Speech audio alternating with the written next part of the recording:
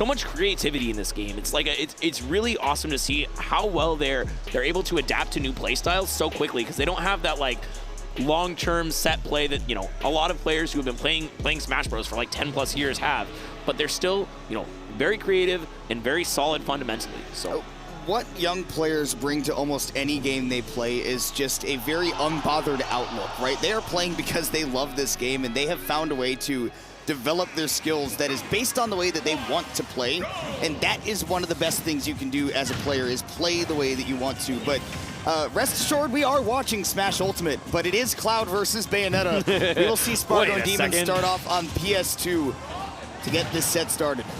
Yeah, definitely a flashback to the years past, but okay, we're gonna see exactly how Demon is gonna counteract Spargo's really aggressive playstyle. I mean, I swear, Spargo makes Cloud look like an absolute rush down beast of a character. But right now, okay, good punish so far, getting these resets with the forward airs, and this is gonna be a big testament. How do you trap Spargo in the corner, a player who is so creative about his mix-ups? I mean, there's nothing better that Spargo does than corner play, both from disadvantage and in the advantage state. He will lock you down right there, and it's why that aggression works so well, right? Because he will not let you out of there for free, and he is also really good at getting out of there, which we've demonstrated a couple of times, and see again here. Demon kind of overcommitting, but does put him right back off stage, gets counter hit by that Helm Splitter, but still holding on to that stock. Spargo once again starting up this ledge trap, though, could be very dangerous for Demon, especially with those resources dwindling. Dash attack is enough to give Spargo the lead. I really like the dash attack there. Demon and a lot of Bayonettas are very aggressive out of the corner because they have such a big hitbox in front of them with that side B and with the witch twist. Oh, and an unfortunate SD, and that's going to be difficult to come back from. But I talked about how you need to have a short-term memory for things like that, and Demon is showing that he does, as he already sets up this big combo, but answered back quickly. Spargo is already hunting with these up airs. It's going to be difficult to come back for Demon at this point. And just trying to get something out of this ledge trap. Jab will be enough to do it, so Demon's on the board right here. But Spargo's still playing with a pretty big lead, and there's going to probably need to be a pretty big edge guard sequence for Demon to get into this one. 3 up airs right there, and a lot of times you can't extend off of that if you don't get an attack cancel up air, which is a very difficult input to hit. But nonetheless, Demon's still making things work, trying a little bit too hard to make these forward smashes work. And now Spargo's definitely wary of that, so you're gonna need to set up into the more traditional combo enders if you're Demon. Yeah, I mean, Spargo is not your typical player who will be biting with an air dodge every time you ask for it. But oh, wow, what a read of a century. I mean, just knows exactly you're gonna go for every single time, and Spargo was ready with that up smash for the golf swing. So many Bayonettas love to use that afterburner kick out of the corner to get themselves back into some semblance of stage control, and you talked about it, right? Demon's aggressive out of the corner. A lot of them will do it straight off the ledge, but Spargo did a great job to lock down Demon in the way that it felt like, okay, I can't go back off stage because he might chase with a back air. I can't just run forward because there's a Cloud right in front of me, so ABK could give you stage control, but Spargo read that perfectly. Absolutely, and Spargo, once again, starting off with some aggression, goes straight for that Helm Splitter right at the beginning. I love that name. I didn't know it was called that until you used it, but thank you for telling me about that. I'm pretty sure it's not even canonically called that, but that's what Neighbor calls it, so I say it too. All right, I'm calling it that now. Well, he's making great use of it for shield pressure right now. There's that ABK out of the corner right there. Spargo going for the craziest finishing touch and doesn't even pay the price for it. Some great aerial drift. Like, I think one of the craziest things about Spargo is that his disadvantage is impossibly good. Yeah, I mean, for a character like Cloud that should theoretically be getting edge guarded almost every time by Bayonetta, he is almost never getting caught without his double jump, doing something unsafe. He's basically always ready. But oh, a little bit of a jab check, and now Spargo not gonna fall for that. And an up air out of the corner to counter the nair. What an option. But that's just another part of that disadvantage that's so good from Spargo. But Demon getting set up and taking that first stock on the platform. Great tech chase with that up tilt. Spargo gonna have to find a way to fight back with this Bayonetta playing with the lead. Can Demon get some extra credit on the board here? Answer is definitely gonna be yes. Can he turn it into a stock? Well, a little bit unlikely, but we'll see if he's going to pay the price for that little bit of a shield dance he's doing. Usually the taunt to get bodied is a true combo, but I guess it wasn't a real taunt, as now he's answering back, doesn't get the full combo. Spargo's smash DI has been very good so far. We saw Demon expecting the aggressive blade beam off the ledge or something to let Spargo just immediately land on stage, but that patience doing him really well, is DIing well in these combos too. You see that Demon's not getting any really solid enders on a lot of these, and no more limit. Just as it runs out, the blade beam comes through, so Demon gets to hold on for just a little while longer, but almost starting to work on a 3-stock to 1 lead. Spargo does stuff that with the back air, but is playing from quite a bit of a deficit. Yeah, I think one of the big things right now about this game, oh my God, as he puts the heel down and a little bit of showboating after that one. But one of the big things I've noticed is I think Spargo's been smash DIing up on a lot of Demon's combos, and Demon is recognizing that. And I think one of the great showings of a good Bayonetta player is what they do when they recognize what their opponent is smash DIing, and if their opponent can mix up the smash DI. But right now, Demon is getting all of the combos he wants, 108% and only 58 on the second stock. This is looking amazing for SoCal's Demon. I mean, playing with a really, really big lead right now, looking like it's going to be an upset win here, at least for the game 2, but Spargo does have the Bayo in the corner, and working with a lot of rage, you might be able to get a stock soon, but dwindling resources, amazing recovery by Spargo with that cross slash. He is back again.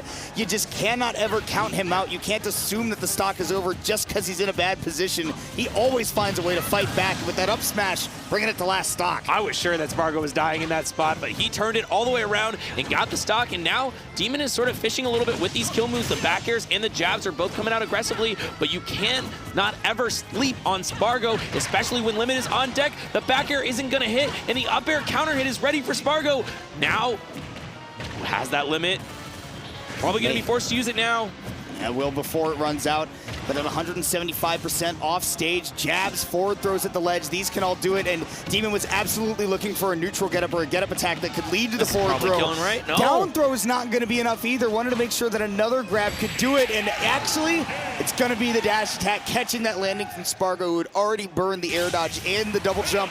Demon is on the board against one of the best players in the world, and it's 1-1.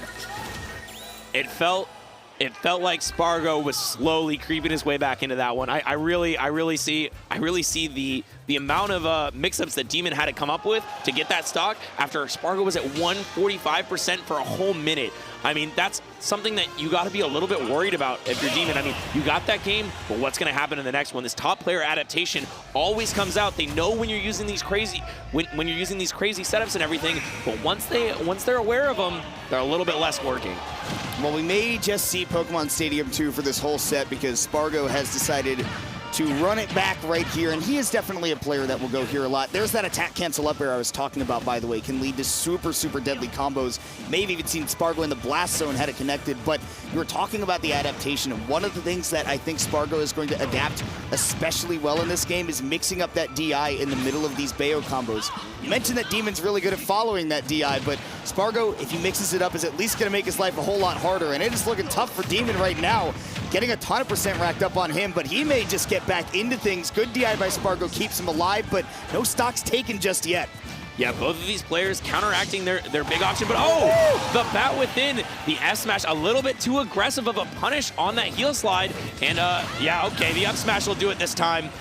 You know, maybe should have gone for that last time, but Spargo's not gonna think about that too much. He's ready for this next stock, and you talked earlier about how we're playing Smash 4. We're doing it in stocks as well as characters now. Dead even, 0% across the board. Spargo not able to open up anything big with that back air, but here is the Bayonetta pushed into the corner, and we've seen him do a lot of damage from this position already. Dashing right back to center stage to see if he can bait out an aggressive option from Demon, but not finding it until he is caught with that double jump. Demon, lots of damage, refreshing everything. The crowd is giving him the A's right now. 86% and climbing. And okay, not getting the finisher on that one, and Spargo will punish for that. But still, you know, huge amount of damage, and 124%. Does Spargo make it up from outstage? Yes, he does, of course. Every single time. We have yet to see a big edge guard for Demon because Spargo is just so creative with these recoveries every single time. At this point, it's like the other way around. We say never count out Spargo. It's almost like, oh, never count out Demon. He could get the edge guard. Yeah, and that's exactly. crazy to say about a cloud player, but Spargo, so well practiced, not enough on stage though here. Demon chasing with that back air, and once again has pushed Spargo to the last stock of this game and may even be able to take that 2-1 lead. Oh, nice. A little bit of a mash out there, and Spargo not gonna get the ledge trump back here, but still has the positional advantage and only a 0.2% there, but could be a big starter. Catches the air dodge. Not very often you get that on Spargo, and once again tried to get a second read to end the whole game, and Spargo is gonna eat him alive for that one. Yeah, we are down to 1 stock apiece here. Spargo with limit looming as well. Double jump caught the wind off the top with the forward airs. Demon is up 2-1 against Spargo, and both of these games he has ended in style. Wow, what a way to finish it. Just on the platform, gets that hit upwards, and it's just double witch switch to the blast zone, catching Spargo's smash GI again. And look, we'll see this right here. I mean, just after Spargo had hit him with a good counter hit, he gets limit in the middle of that and gets the 3-hit forward air to get the final kill. Getting the limit in the middle of it may have been his death knell too, because that fast fall where it's actually the more aerial drift that he's getting. If he was SDIing in or down to try to get away from that combo, he put himself into more witch twists to take him off the top, and now the cloud is gone. We are into the Aegis. Spargo is trying to play as much cloud as possible, but this is a character you always have to be ready for, and Demon, on the verge of winning this set, is now going to have to deal with another wrench being thrown into his plan. Spargo off to a hot start with the Mithra, but Demon keeping things even. Okay, yeah, Demon is doing really well at just setting up in the corner. And once we talked last time about how, Cloud doesn't have the best recovery, but Spargo makes it look godlike. I want to see that as well from the Aegis, who is traditionally considered to not have the best recovery, but okay, really good. Love the creativity from Spargo. You talked about his creativity as a player too, right? Just how much of a boon it is to him, especially in those combo games. And right now, playing with a pretty big lead in a single Pyra aerial is definitely going to be able to take a stock. And you got to remember, the Pyra is what makes Spargo's Aegis look so good. That ledge trapping, his ability to finish off his plate, that is always shining. And he does take that first stock here in this game 4. Yeah, I mean, the Pyra is really, really powerful, but at the same time, I think the Mithra is going to be what's going to shine a lot here, because Demon has been, winning neutral a lot against the Cloud, and I want to see if he's going to be able to win against the Mithra, who's just so much more powerful, so fast, and oh my god, the Pyra, like you talked about, just a little bit of a dribble and a finishing blow with that forward air, and now we're back to the Mithra. How does he find the kill?